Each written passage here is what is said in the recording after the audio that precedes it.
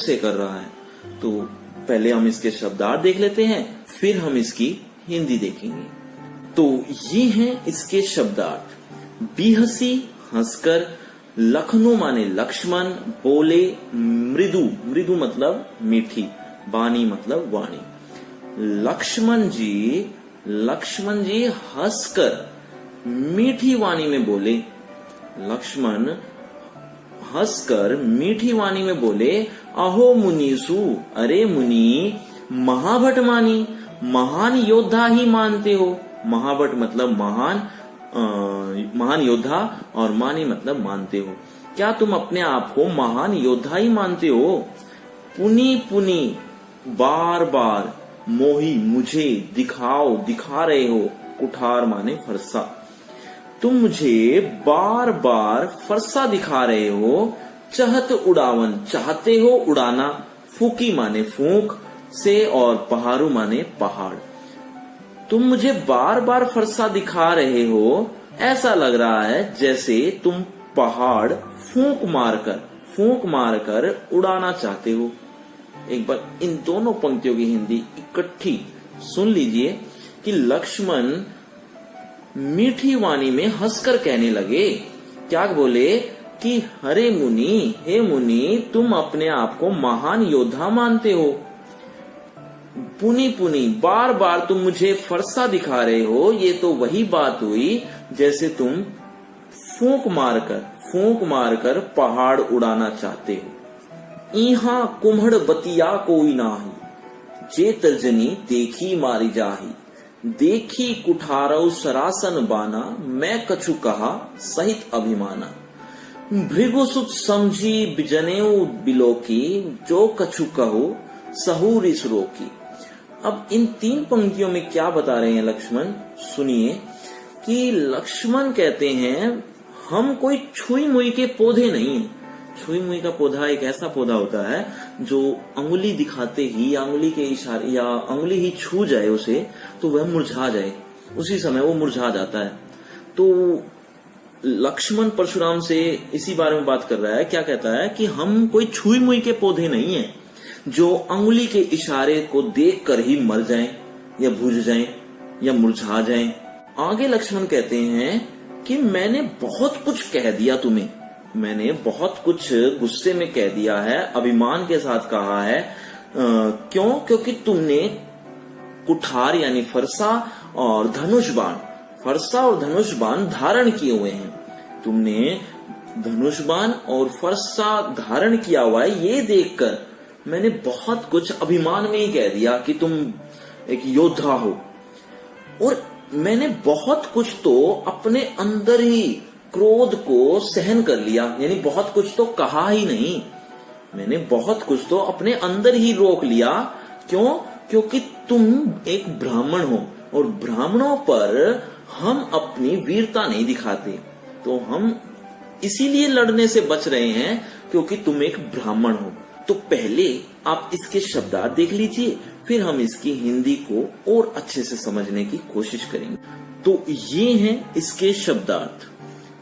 इहा, यहाँ, कुम्हड़ बतिया मतलब होता है छुई मुई का पौधा।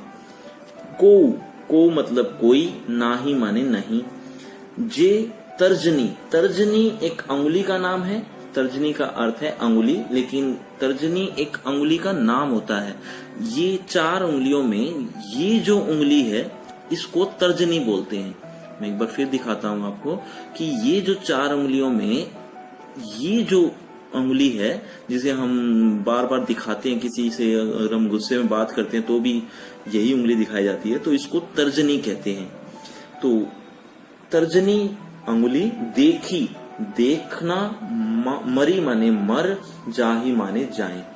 तो इसकी हिंदी क्या बनी कि यहाँ भी कोई छुई मुई के पौधे नहीं है, यहाँ भी कोई छुई मुई का पौधा नहीं है जो तर्जनी को देखकर ही मर जाए।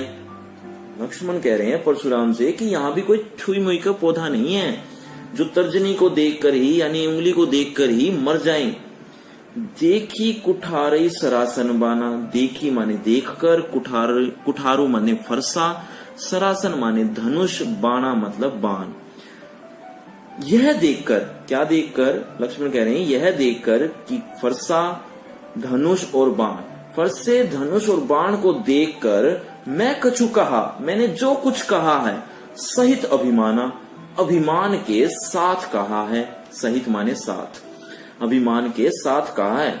और भृगुसुत समझी, भृगुसुत समझकर यानी भृगु के पुत्र समझकर, भृगु मैं पहले ही बात कर चुका हूं, उनके वंशज थे परशुराम के, कि तुम भृगु के पुत्र हो यह समझकर, और जनेऊ देखकर, बिलोकी माने देखकर, जनेऊ ब्राह्मण लोग पहनते हैं, आप लोग जानते ही होंगे, उनके गले में एक जनेऊ होता है सफेद रंग का। तो जनेऊ देखकर कि तुमने जनेऊ पहन रखा है और तुम भृगु के पुत्र हो, यानी तुम ब्राह्मण हो।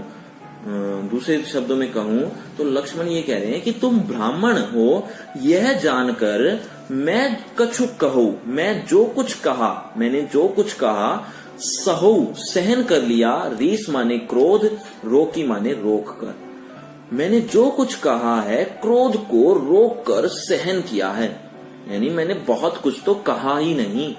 तो इन दोनों पंक्तियों की हिंदी एक बार देख लीजिए कि ऊपर से देखी कुठारो सरासन बाना, कि मैंने सरासन बाण यानी धनुष, बाण और फरसे को देखकर जो कुछ कहा है अभिमान के साथ कहा है कि तुम एक बहुत बड़े योद्धा हो, इसीलिए मैंने ये बातें अभिमान के साथ कही, लेकिन बहुत कुछ तो मैंने कहा ही नहीं, क्योंकि तुम भृगुसुत हो और तुमने जनेऊ डाल रखा है, अर्थात तुम ब्राह्मण हो।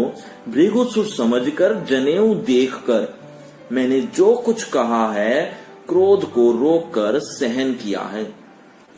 सुर महिसुर हरिजन अरुगाई, हमरे कुल इन पर न सुराई, बधे पापू अब कीर्ति हारे, मारतौ पा परी तुम्हारे। अब इन दो पंक्तियों में क्या बात चल रही है? इन दोनों पंक्तियों में लक्ष्मण कह रहे हैं कि हम या हमारे परिवार में देवताओं पर, भक्त पर, गाय पर और ब्राह्मणों पर, इन पर कभी वीरता नहीं दिखाई जाती। हमारे परिवार में इन पर कभी वीरता नहीं दिखाते या इनसे लड़ाई नहीं करते, इनसे कभी भी नहीं लड़ते। क्यों? क्योंकि अगर हम इनसे लड़ेंगे तो दो स्थिति होंगी, या तो हम इनका वध कर देंगे या हार जाएंगे। अगर हम इनका वध कर देते हैं तो हमें पाप लगता है, और अगर हम इनसे हार जाते हैं तो हमारी बेइज्जती होती है। इसीलिए हम इनसे लड़ते ही नहीं हैं, हम इन पर वीरता दिखाते ही नहीं हैं। तुम भी एक ब्राह्मण हो, इसीलिए यदि तुम मुझे मारोगे तो भी मैं तुम्हारे पैर ही पड़ूंगा। इन बातों को देखकर, इन बातों को सुनकर बड़ा क्रोध आ जाता है परशुराम को। और अभी तो ये शुरुआत है, लक्ष्मण और भी बहुत कुछ कह रहे हैं। उसको देखकर, उनको सुनकर बहुत गुस्से में हो जाते हैं परशुराम। वो हम आगे पढ़ेंगे, पहले हम इसके शब्दार्थ देख लेते हैं, फिर हम इसकी हिंदी की ओर बढ़ेंगे। तो ये हैं इसके शब्दार्थ। सुर मतलब देवता, महिसुर मतलब ब्राह्मण, हरिजन मतलब भक्त, अरु मतलब और, गाय मतलब गाय, हमरे कुल, कुल माने परिवार, इन पर न सुराई, सुराई माने वीरता। देवता, ब्राह्मण, भक्त और गाय, हमारे कुल में इन पर वीरता नहीं दिखाई जाती। हमारे परिवार में, हमारे कुल में इन पर किन पर? देवताओं पर, ब्राह्मणों पर, भक्त और गाय पर हमारे कुल में वीरता नहीं दिखाई जाती, क्योंकि इनका वध करने से पाप लगता है। और हारे, अब कीर्ति मतलब होता है बेइज्जती, हारे माने हारने से बेइज्जती होती है। मारतौ पा परी तुम्हारे, मारतौ मारो बिगे, पा माने पैर, परी माने पड़ूंगा तुम्हारे। अगर तुम मुझे मारो बिगे तो भी मैं तुम्हारे पैर पड़ूंगा। अब इन दोनों पंक्तियों की हिंदी इकट्ठी सुन लीजिए कि हमारे परिवार में देवताओं पर, भक्त पर और गाय पर, बीच में ब्राह्मण रह गया, देवताओं पर, ब्राह्मणों पर, भक्त और गाय पर वीरता नहीं दिखाई जाती, क्योंकि इनको मारने से, इनका वध करने से पाप लगता है और हार जाएं तो हमारी बेइज्जती होती है। इसीलिए तुम भी एक ब्राह्मण हो, तो अगर तुम मुझे मारो भीगे, मारता हूं पाप परी तुम्हारे, यदि तुम मुझे मारो भीगे तो भी मैं तुम्हारे पैर ही पड़ूंगा। कोटि कुलिस सम बचनु तुम्हारा, व्यर्थ धरऊ धनु बाण कुठारा। अब इस पंक्ति में क्या बता रखा है, पहले आप यह सुन लीजिए।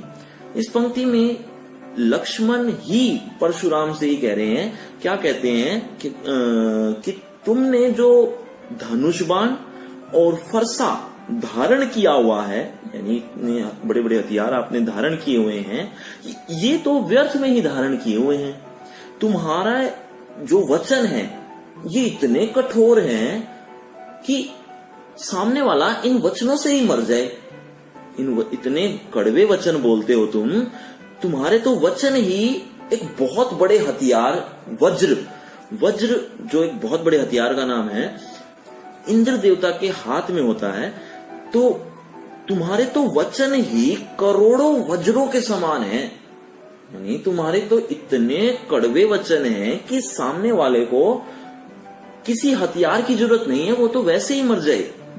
तो तुमने तो ये धनुष बाण और फरसा व्यर्थ में ही धारण किया हुआ है। तो पहले आप इसके शब्दार्थ देख लीजिए, फिर हम इसकी हिंदी एक बार और करेंगे।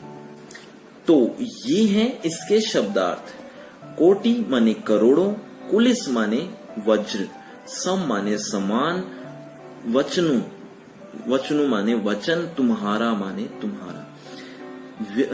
तुम्हारे वचन करोड़ों वज्रों के समान हैं। तुम्हारे वचन तो करोड़ों वज्रों के समान हैं। व्यर्थ धरऊ, व्यर्थ में ही धारण किया हुआ है। धनु बाण, धनुष बाण और कुठारा, फरसा। तो तुमने तो ये धनुष बाण और फरसा व्यर्थ में ही धारण किया हुआ है, क्योंकि तुम्हारे वचन ही करोड़ों वज्रों के समान हैं।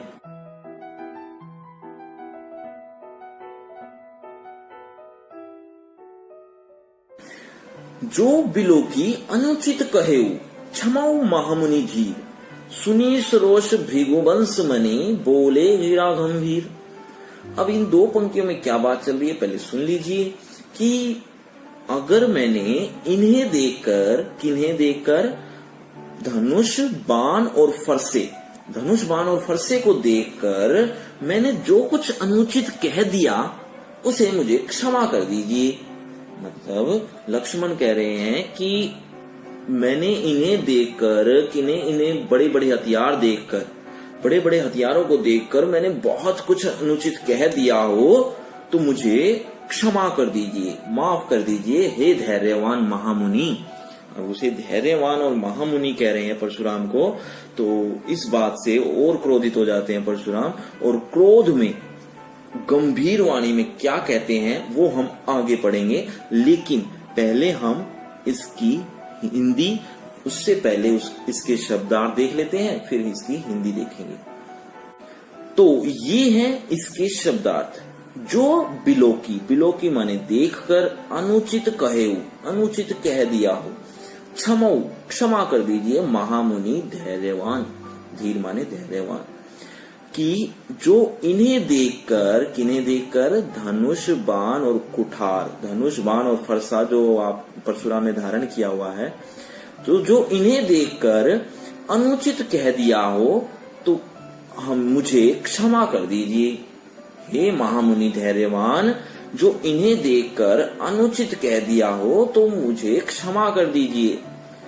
यह सुनकर क्रोध में, सरोष मतलब क्रोध, भृगु वंश के मणि, ये बात मैं पहले भी कर चुका हूं कि जहां जहां भृगु शब्द आ जाए वहां इस कविता में तो समझ ही लेना कि परशुराम के लिए ही आया हुआ है।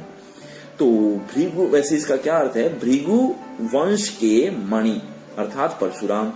बोले, गिरा माने वाणी, और गंभीर, गंभीर यानी सीरियस।